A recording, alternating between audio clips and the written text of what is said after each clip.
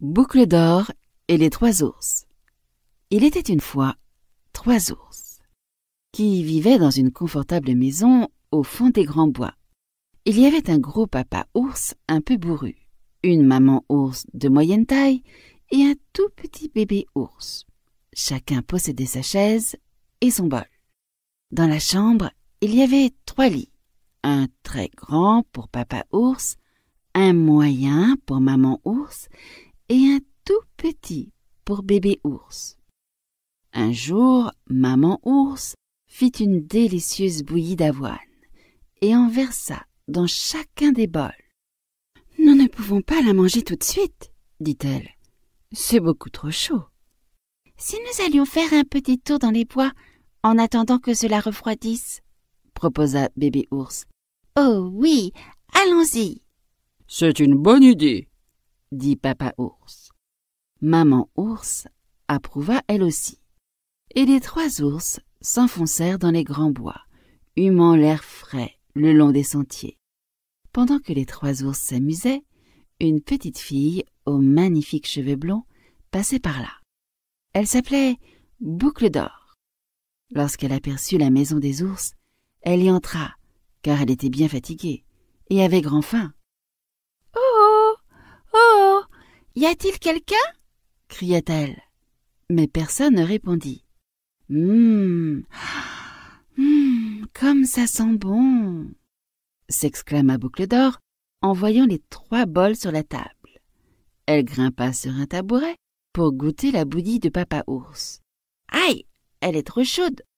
fit-elle en reposant la cuillère. Elle goûta ensuite celle de la maman ours. « Oh, elle est trop froide !» dit-elle en repoussant la cuillère. Elle goûta enfin la bouillie du bébé ours et la trouva tout à fait bien. Elle la mangea toute, sans en laisser une seule bouchée. Boucle d'or aperçut alors les 3 chaises et voulut grimper sur celle de papa ours.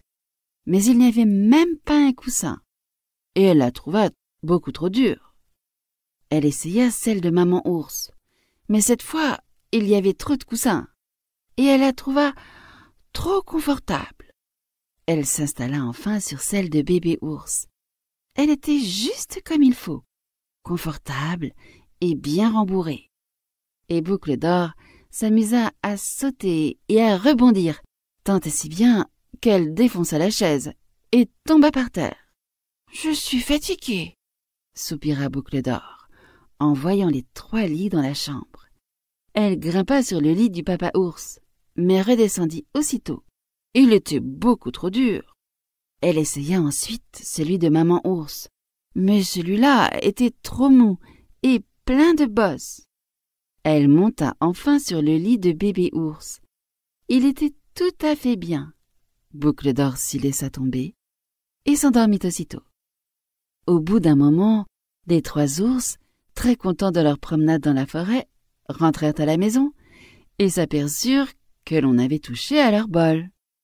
« Quelqu'un a goûté à ma bouillie !» dit le papa ours de sa grosse voix bourrue. « Quelqu'un a goûté à ma bouillie !»